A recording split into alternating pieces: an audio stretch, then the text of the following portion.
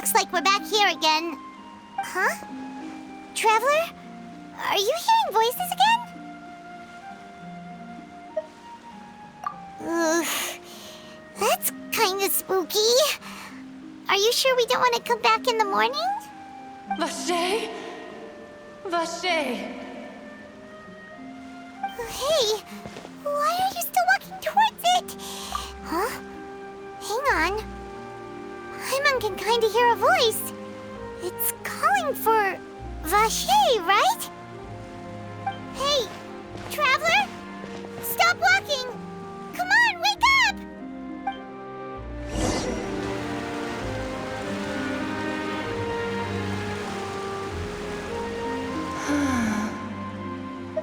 Vache! Are you...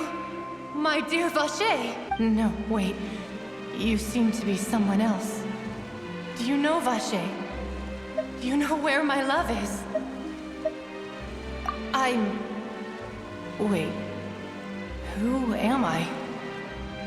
I'm very sorry. I fear I do not know.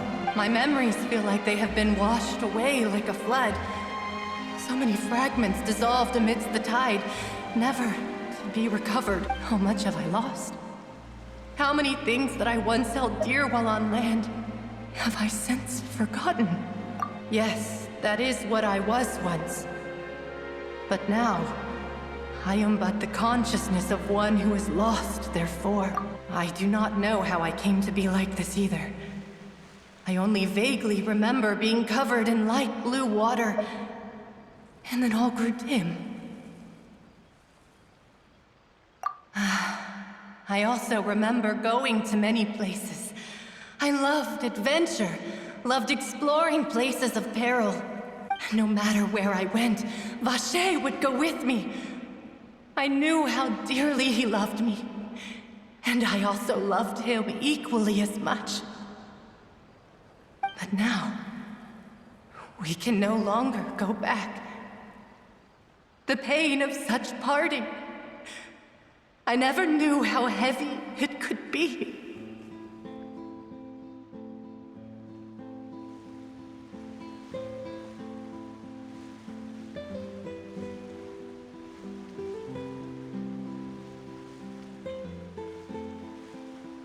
No!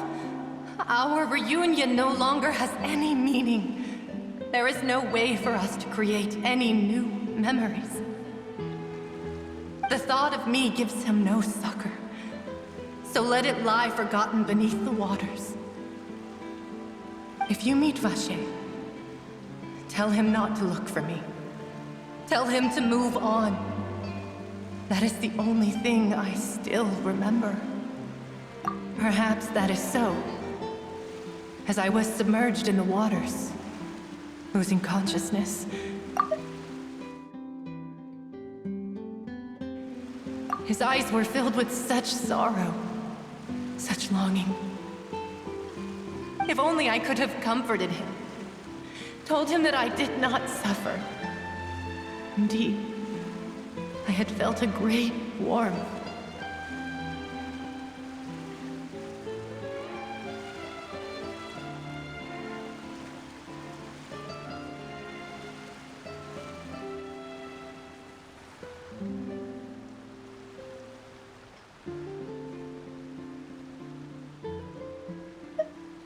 Is that what you call it?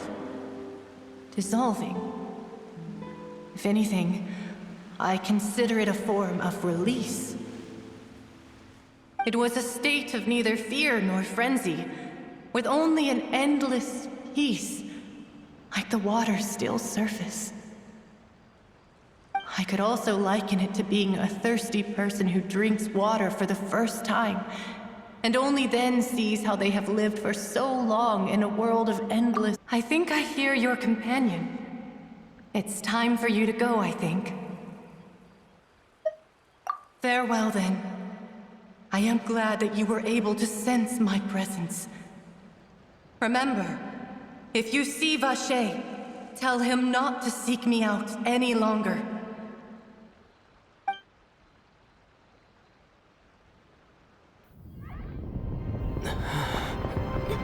Wake up! Come on, hurry!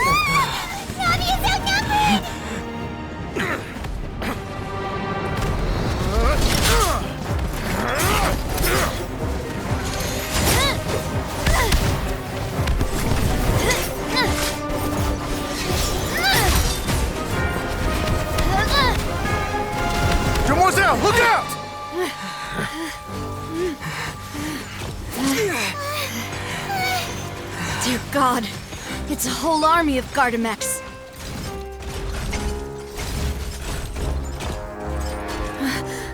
Chlorand?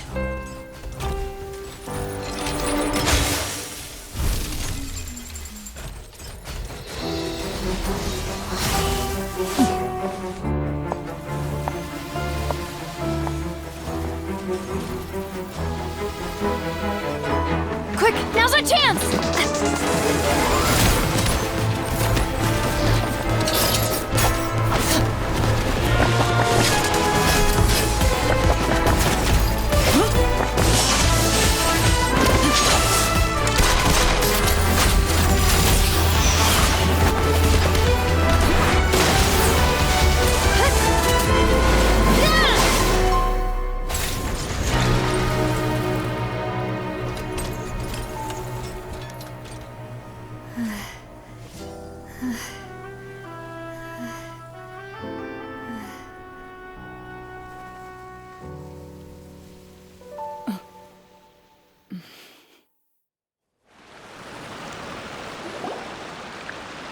I should thank you for lending us your sword there, Chlorand.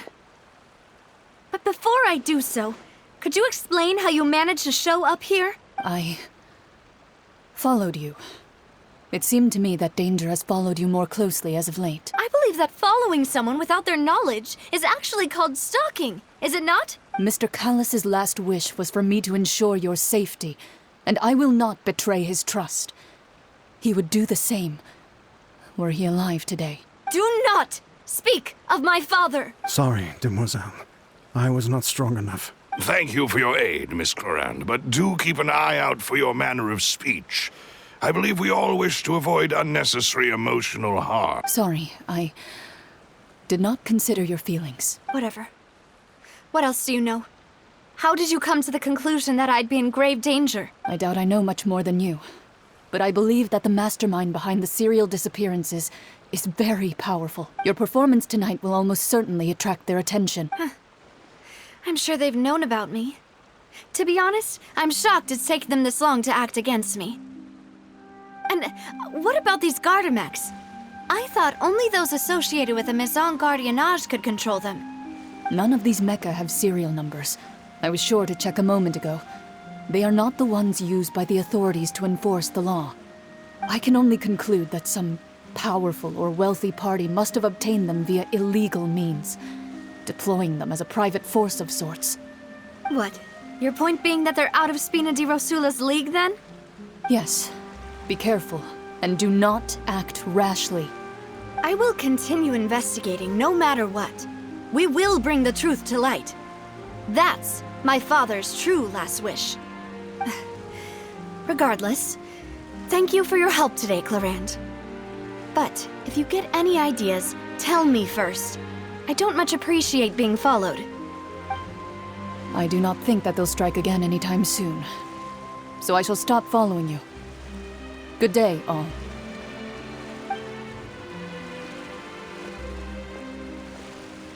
Right. I suppose that's the best news we've gotten today. Demoiselle, I believe that Miss Clorand was being sincere with you. If we tried, we could attempt to thaw relations a little. I know, she's...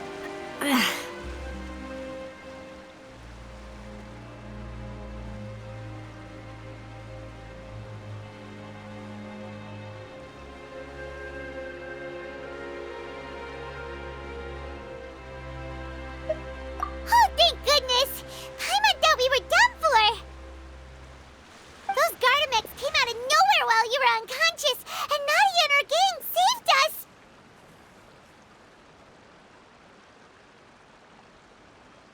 Oh, and there was that champion duelist named Clorand who came out to save us too! We got lucky there. Paimon probably couldn't have fought them off otherwise.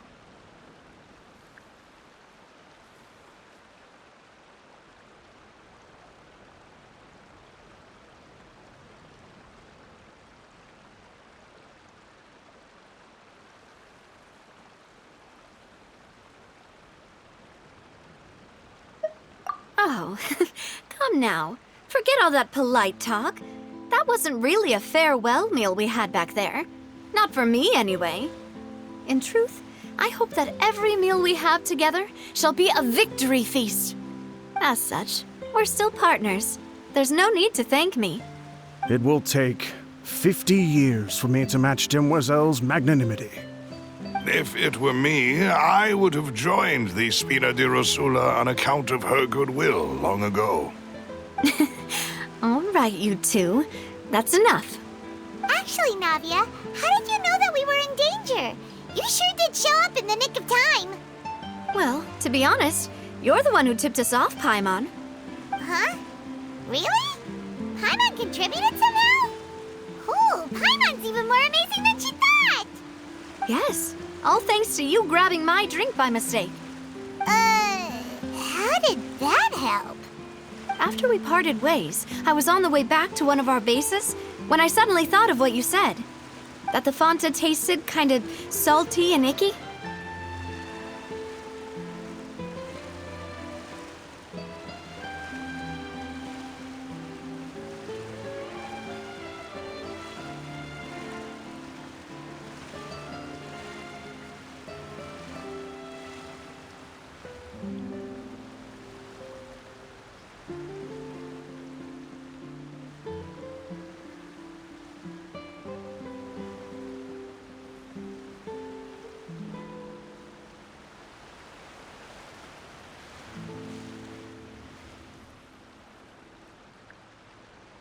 Fanta only comes in sweet flavors, so how could it have tasted salty?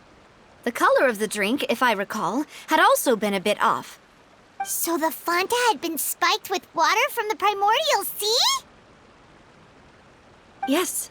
So if you hadn't drunk that cup for me... Spina di Rosula is preparing the grandest of awards for you as we speak for saving the boss. Huh. Really?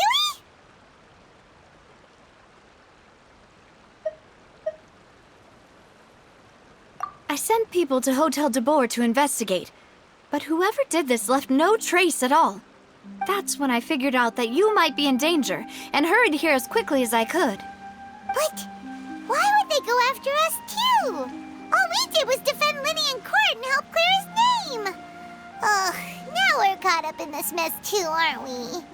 Well, you did foil a plan that they were probably pretty proud of, and almost got their name in the process. Speaking of which, did anything strange happen when you drank the primordial seawater? Well, it can't be a coincidence that the traveler fainted just now. He said that he heard that voice calling for Vache again. Oh, and this time Paimon heard it too, but it was real faint. Does this situation have to do with the primordial seawater then?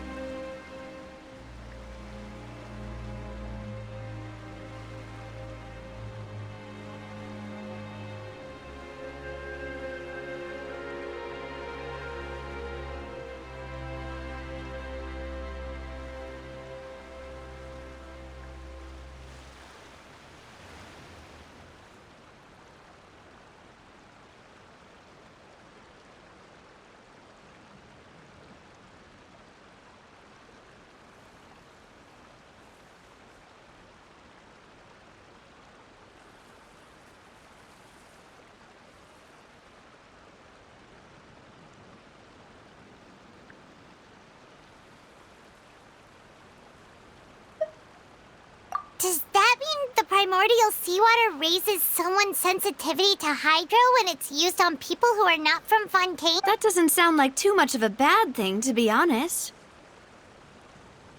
New intel? While you were out cold? Well, let's hear it, shall we? Oh, that is important.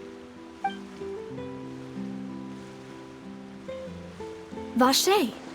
That name doesn't ring a bell. I suppose he hasn't stepped forward as a witness in court lately.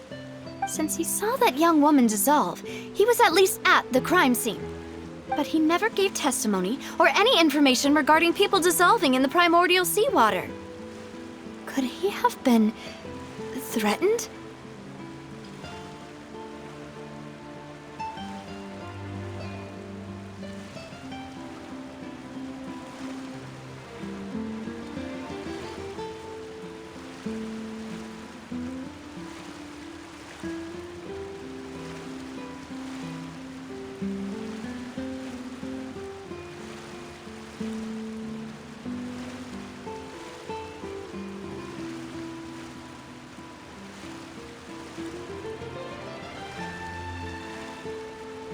Yes, thank you. This is very important information indeed. We will continue to investigate.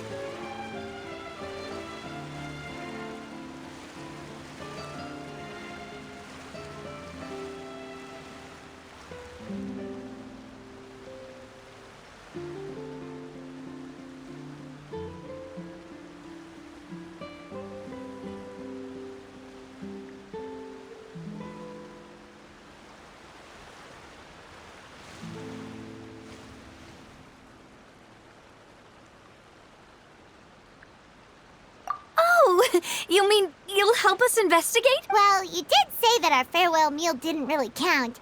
That means we're still partners, right? And besides, we're in this now whether we like it or not.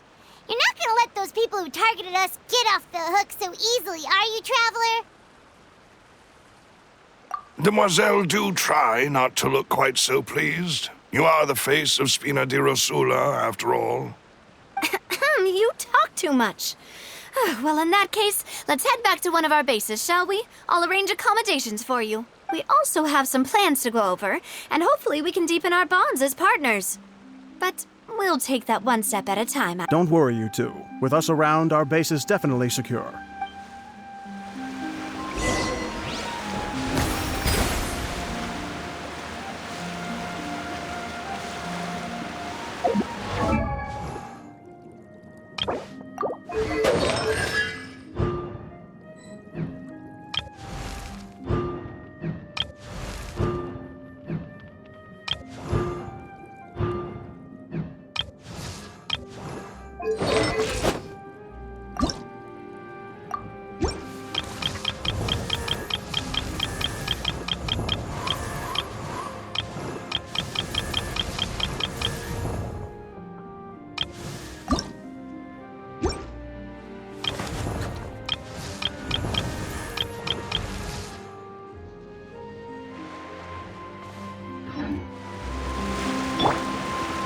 Rain outlines your fate.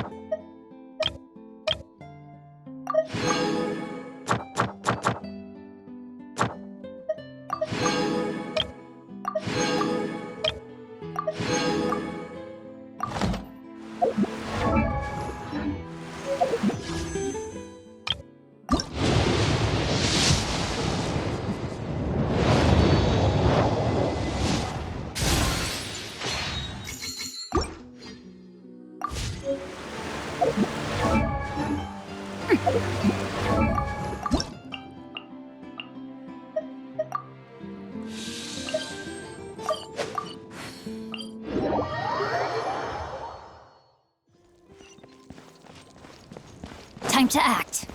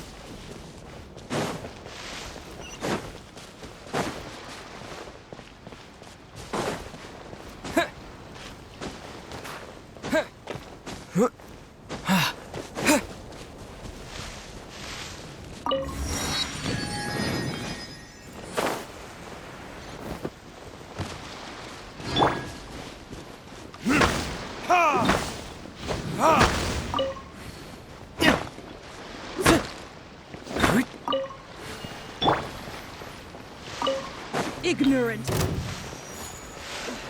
Savor the show in peace. Water jet! How inconsiderate of you. Witness the power of... Did I scare you?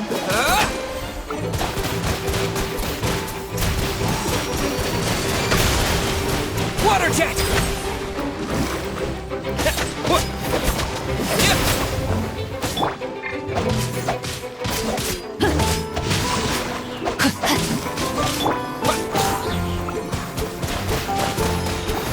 Go!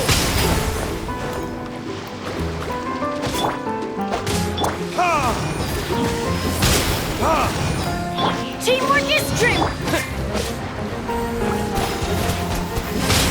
How inconsiderate of me. Water jet! Having fun? No, my sword! Did I scare you?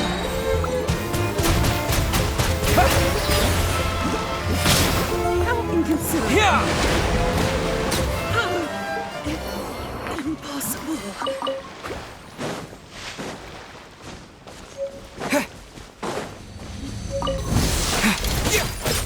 Go!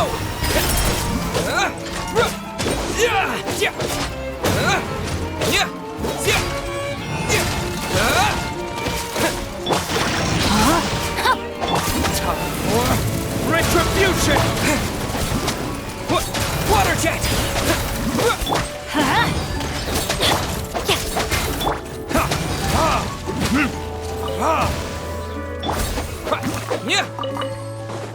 Go!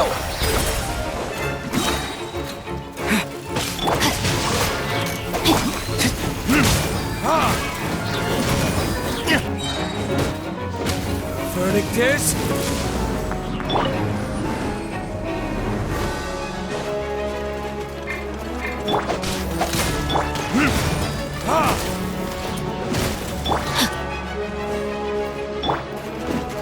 No, my sword! Ring cutter! Bombs away! Jet! Yeah!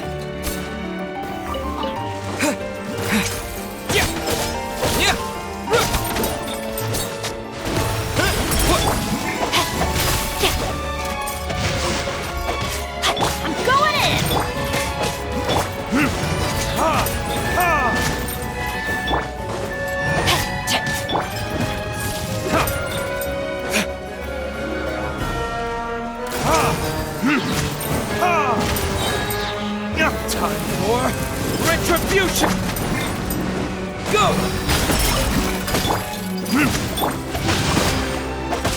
Teamwork is strength!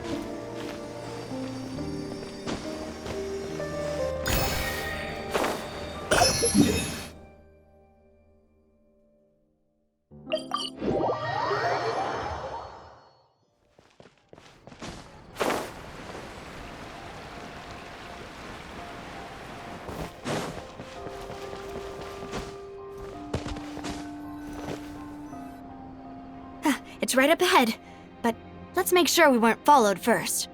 I've been keeping watch, Demoiselle. I haven't spotted anyone suspicious thus far. Very good. But let's not let our guard down for now. I shall find rooms for our respected guests. Thank you, Malus. Now, let's continue, Traveler.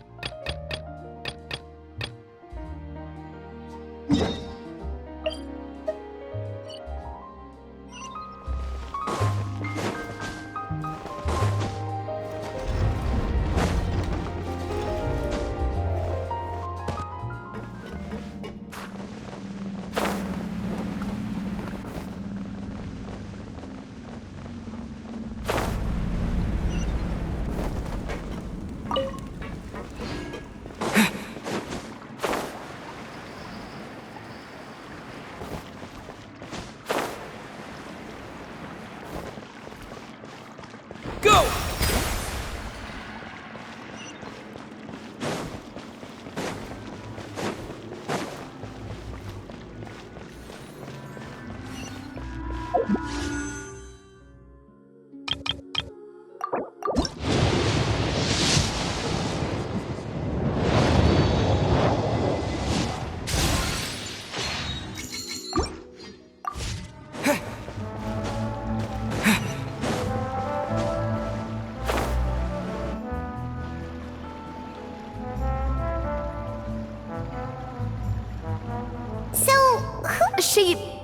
Well, for starters, she used to be the head chef at the Hotel de Boer, before Savannah.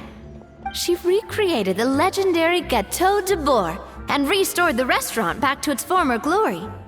Safe to say, she's the most renowned head chef in the Hotel de Boer's history, after the culinary genius Modeste himself. Gâteau de Boer? That's the super exclusive cake that they only sell a few slices a day, right? Wow. Why the heck would she let Savannah take her place? Well, apparently, the Hotel de Boer was reported for a safety incident. Someone claims that the kitchen was adding an illegal substance to their menu. But none of the chefs had any idea how it could have gotten into the food. In the end, Escoffier decided that as head chef, she should take responsibility. And she was sent to the Fortress of Meripede. The Fortress of Meripede?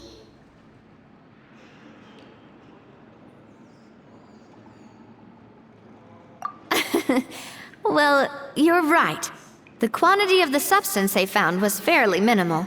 Even the guards believed the whole thing was probably just an accident.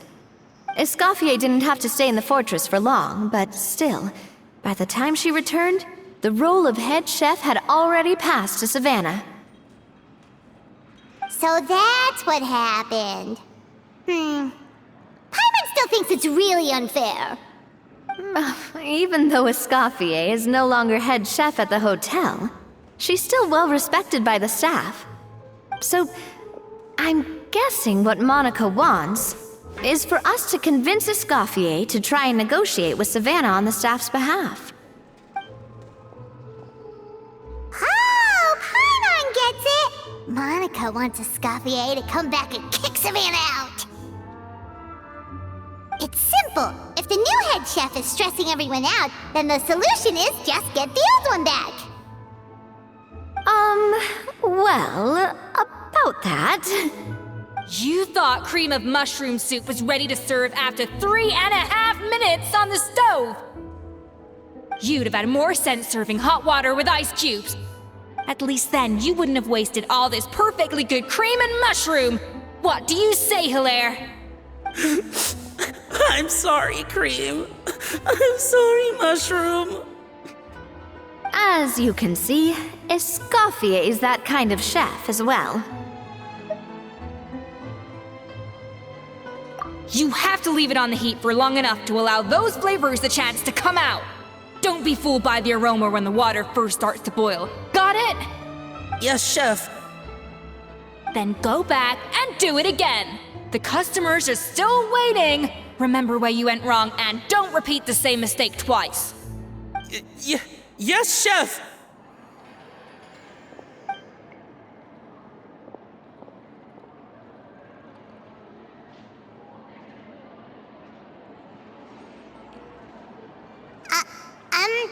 Excuse us, Waiting to be served? Sorry, we're pretty busy. I'm afraid you have to join the line. Oh, no, we're not here to eat. So you're not paying customers? Then I'm afraid the wait will be even longer. It's hard to talk to Escoffier when she's in the zone. Let's take a seat. We can catch up while we wait.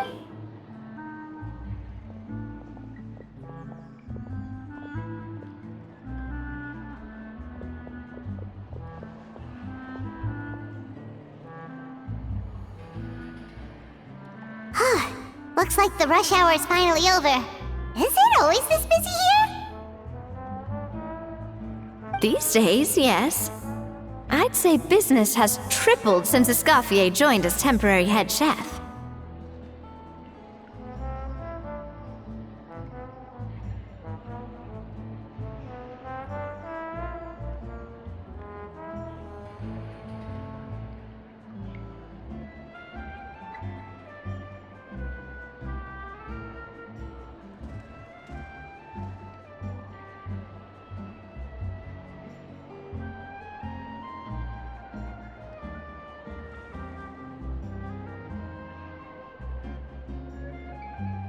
Well, in her words, the Hotel de Boer doesn't need her anymore.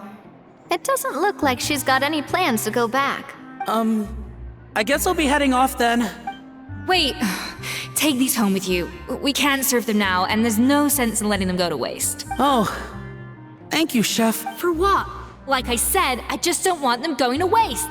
Oh, and tell Fiamma to get well soon, so you're not running yourself ragged every single shift.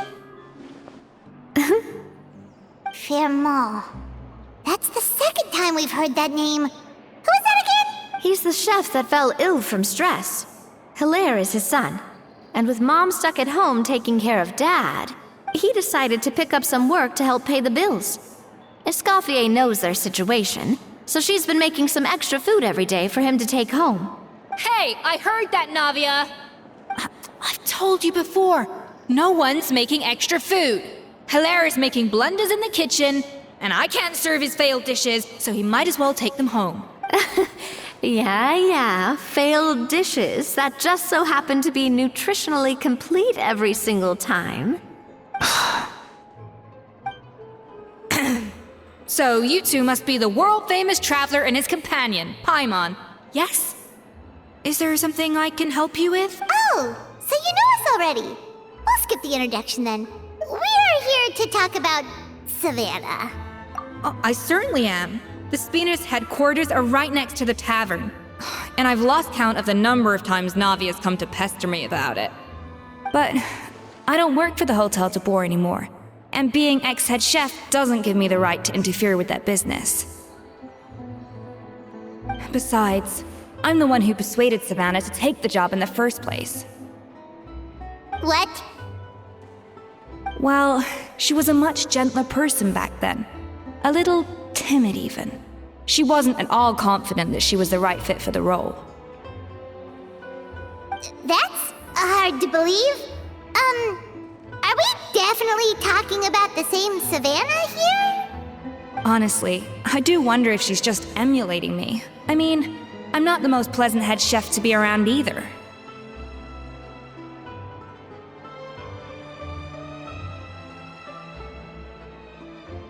Anyway, suffice to say that given the history between us, it'll be tricky for me to tell her she's doing her job wrong without coming across like a huge hypocrite.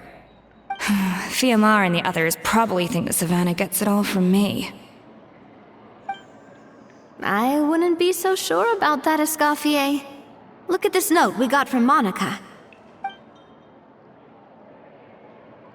She mentioned me.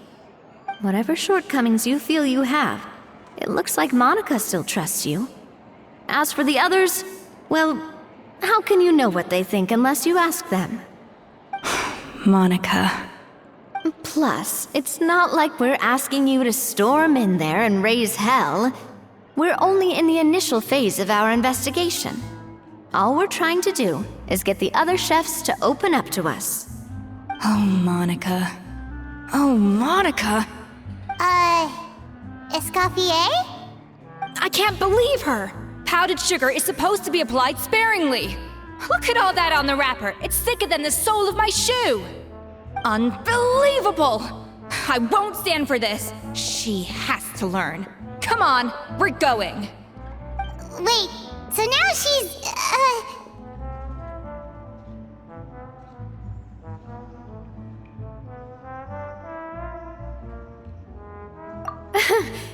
Let's go catch up to her. We don't want to keep her waiting.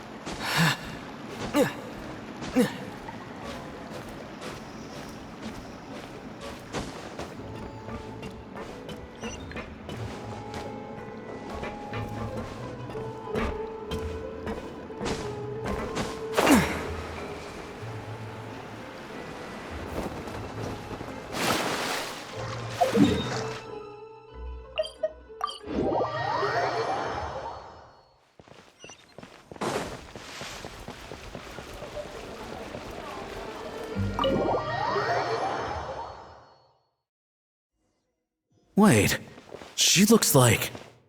Is that Escoffier? I'm sorry. I'm so sorry.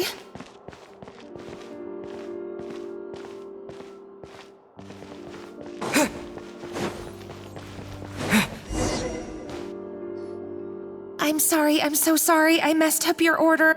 Oh, I wouldn't go that far. Maybe the taste is a little off, but if you hadn't brought it up, I don't think I would have noticed. But, please, you have to forgive me or Chef is gonna... Okay. What the heck? Get up, Monica! Can't you see that you're just making your customer feel more awkward?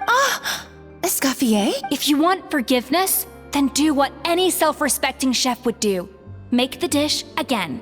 And this time, get it right. You cannot go begging your customers to feel sorry for you. Savannah said that I'm not allowed back in the kitchen until I've corrected my mistake. But if I can't go back into the kitchen, I can't do the dish over. That's some backwards logic. How can you fix your mistake without being allowed to cook? If this is what Fermat had to put up with, then no wonder he had a breakdown. We apologize for interrupting your meal, sir. It's fine. With my layman's palate, it's not like I can tell the difference anyway.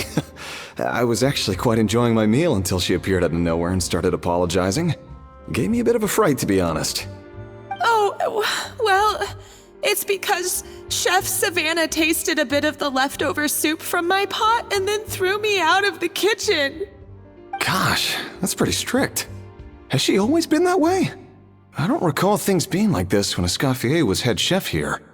I gotta say, you're all looking a little worse for wear these days. I mean, Escoffier was strict too, but I think the difference is that her criticism was more constructive, so you knew what you did wrong and how to improve, and we all knew that it came from a good place. Chef Escoffier was hard on us because she truly wanted us to reach her level. But these days, whenever we make a mistake, we just get told to wake up, get your head in the game, or just do it again.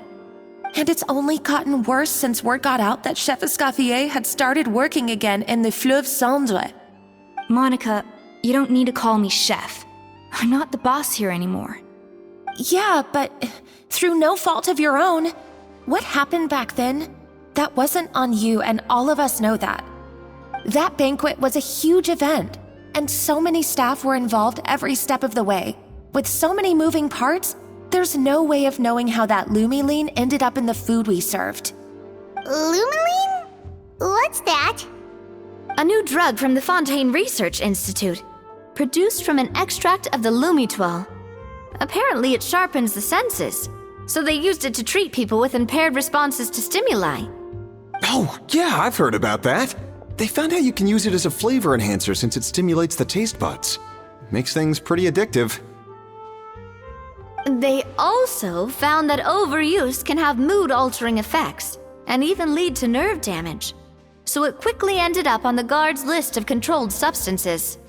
Unfortunately, however, some food products containing the additive had already made it to the market by the time the guards banned it from the restaurant industry. Everyone knows that in all likelihood, someone probably just purchased a batch of contaminated ingredients by mistake. But you took all the blame. We all know why. You just didn't want to see this turn into a place where tensions are constantly running high, because everyone's suspicious of each other all the time. And now look at you, a fry chef in the Fleuve Cendre. What are you trying to say? Sure, the Spina's Tavern is no Hotel de Boer, but come on, it's not that bad, is it? Oh, the Fleuve Sandra, you say? Great. That's where I'm dining from now on. Monica, I'm very happy with my current job. And there's no changing the past. We just have to let bygones be bygones. Besides, at the end of the day, I was the head chef, regardless of whose mistake it was. Ultimately, the responsibility lay with me. If only Savannah was half the boss you were. I'm sorry? Do you have a problem with my conduct as head chef? No, chef. So, you do remember who's boss. Escoffier? I thought you'd left this place for good. What are you doing back here? What happened to you, Savannah? Why are you acting like this? When I turned this place over to you, You made me the head chef and gave up your right to tell me how to do my job. You're not the boss here anymore. So stop acting like you own the place. Whoa. Sounds like some...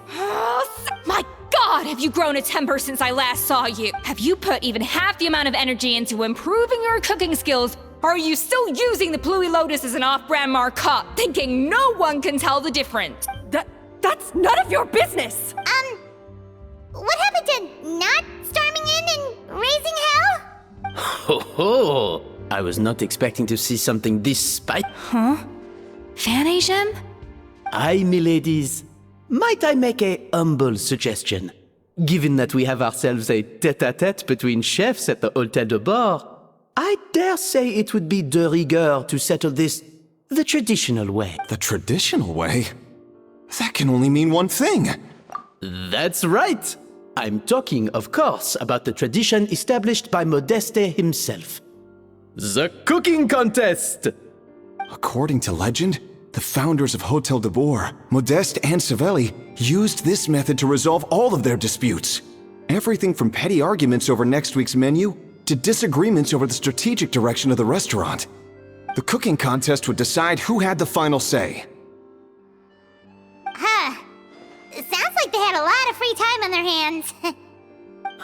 Well, it might sound that way to us. But in fact, the cooking contest played an enormous role in motivating chefs to hone their skills, reaching new heights of excellence in the culinary arts. And indeed, the reintroduction of this institution in recent years has surely been instrumental in transforming the Hôtel de Bord into the top-ranking restaurant in Fontaine. Reintroduction? Someone brought it back? Who?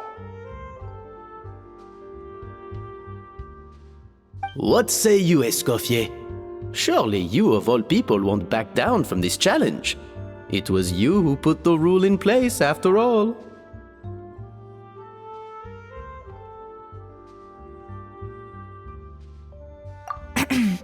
Sure, I reinstated it, but I'm not a chef at Hôtel de Bord anymore.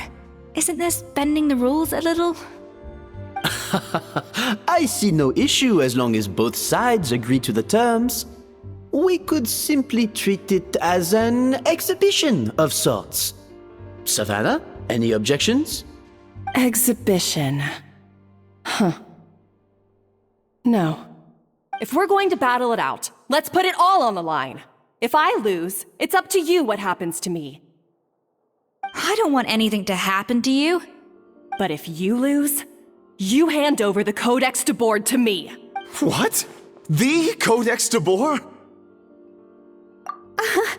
Only the legendary handbook written by the original head chef Modeste. It contains all his secret recipes, including Gâteau de Bord. It's the greatest treasure in Fontaine's culinary world. And only the present and former head chefs of the Hôtel de Bord have the right to read it. Present and former? Wait, but that already includes Savannah, though. What do you want that old thing for? You have your own copy, don't you? Don't take me for a fool. You know perfectly well what I mean. I want your copy. The original version. The one you took with you when you left us. I'm sorry, I must be missing something. You know, there's no difference between the original and the copy, right? They contain the exact same recipes. Stop trying to change the topic. What's wrong, Escoffier? Scared you're gonna lose to me? Or are you scared of me getting my hands on the original codex? Savannah, you may remember that we gave her the original as a parting gift to thank Escoffier for her years of service. Asking for it back feels a little,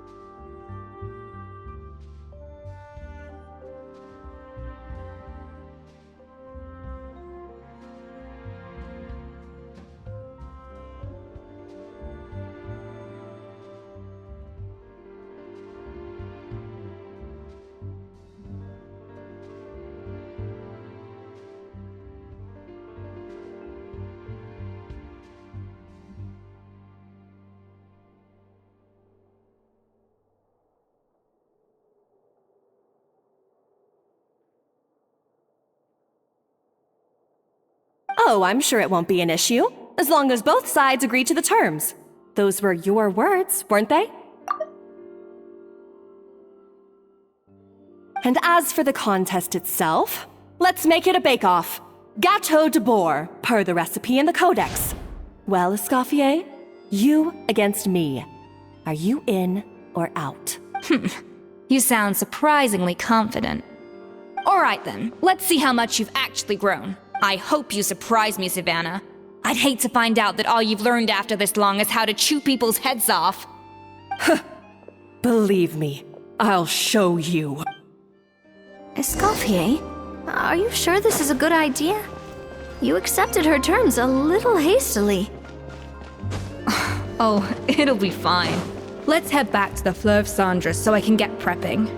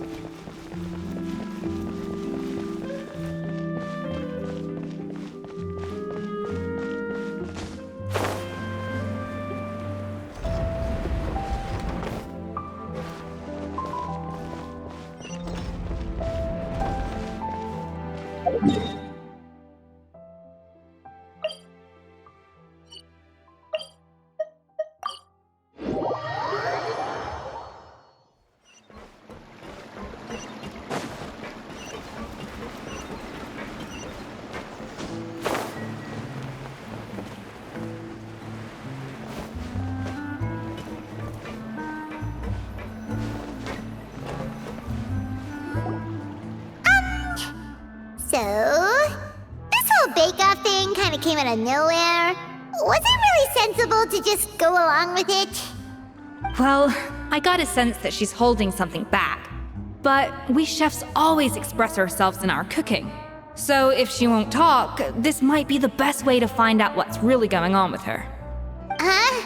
Holding back? Sure didn't sound that way to Paimon. Escoffier only picked up on it because she's the same way. Always closed off, never letting you know what she really thinks. That's patently false, at least where your macarons are concerned. I've been nothing but truthful with you about the disgraceful amount of sugar you use. Okay, that's one case where you can keep your thoughts to yourself.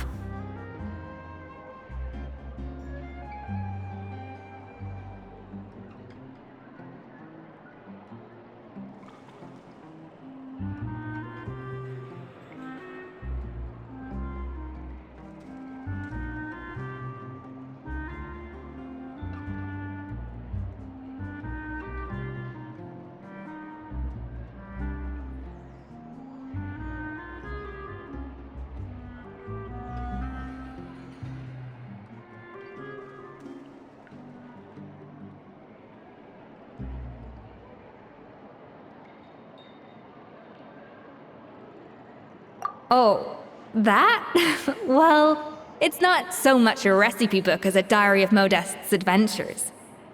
Back in the day, he and his good friend Savelli explored far and wide, partly adventuring, partly looking for new ingredients and developing new recipes. Their creations had an enormous influence on the course of Fontaine cuisine, turning it into a much more vibrant and diverse scene.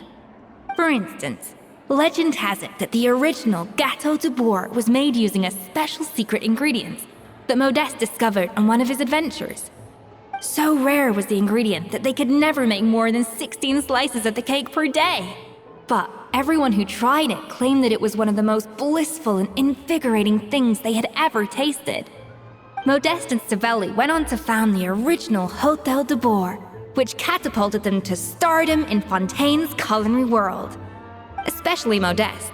He was hailed as a once-in-a-generation genius, and over time, the recipes from his adventure log became known as the Codex de Bourg. Ah, Paimon's heard this kind of story before. Armed with the Codex, the Hôtel de Bourg took its rightful place as the finest restaurant in the land, serving those recipes for centuries to come. Something like that? What? No, of course not. Cooking is a constantly evolving art form. How could any restaurant survive if they only served food that was popular last century? Anyway, never mind centuries. Savelli and Modeste parted ways not even 10 years after their rise to fame. Then, Modeste passed away while he was still in his prime. And that was it, the end of the Hôtel de Bourg's heyday. It fell into decline, and for most of its history, it was just a nondescript place with a couple of cheap tables. It's only in recent decades that it started recovering. Even then, it still took numerous relocations and changes of management before we finally ended up with Vanigem and the restaurant we have today. Oh! So the Codex really isn't all that, then. Paimon figured it was like one of those mystical books they have in